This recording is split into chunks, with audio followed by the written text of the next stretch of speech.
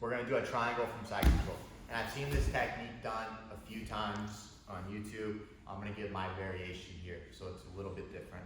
But essentially, what we wanna do is we wanna create a situation where he has a good solid frame, and I have his wrist here tracked. So the first thing I'm gonna do when I'm in this position is I'm gonna go for my wrist lock. I'm gonna use my chin. Boom, I'm gonna trap his hand, I'm gonna elevate, and now I'm gonna try to get that wrist lock. In turn, that's gonna get him to pull his arm back and get it nice and tight to his body. That way, I can take the same side collar that is on his hand and I can pass it over the wrist and to my other hand. That way, it's trapped. I don't want to use the far side collar because it doesn't quite reach because he's got a little bit of a gut that doesn't make it reach. So, we're in this position. I'm going to go for my wrist lock and I'm going to try to bend it. I'm going to get him to tighten it up, come back, boom. We pass it over the top and I get it locked up fairly easily. Okay, it should be fairly easy for you to do. It's not really a hard thing to defend, but most people don't pay attention to it. So if you don't play with collars all the time, you should have no problem. But playing with the collars and tying people up with them can be a lot of fun, especially in the dojo. So we're in this position now. I just got to do a basic arm gather here on the arm.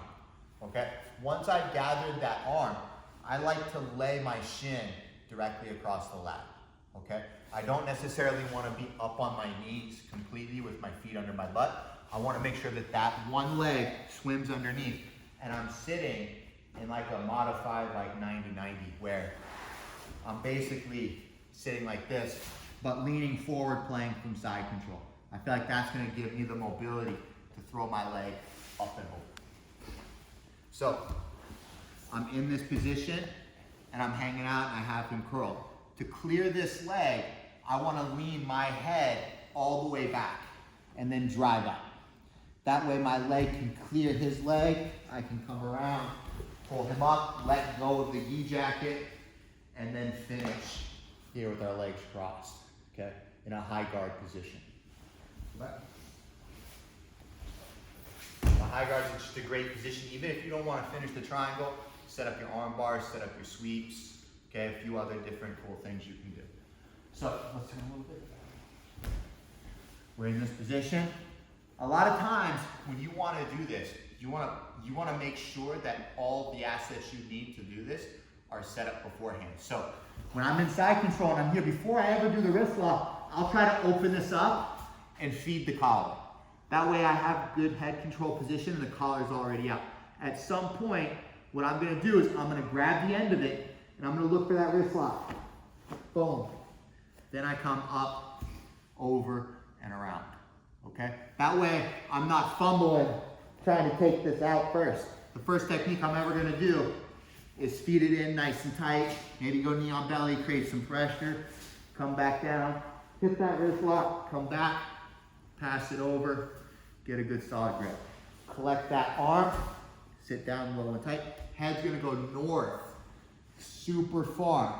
Knee goes right by the ear, foot comes all the way over.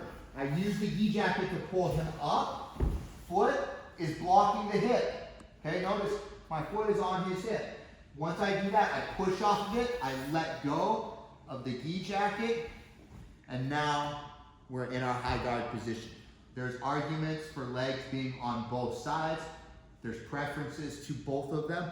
I'll let you guys make the decision. Right now, the key focus is just getting into the high guard position so that I can work on setting up and finishing that triangle when I'm ready. Or my arm locks, again, when I'm ready.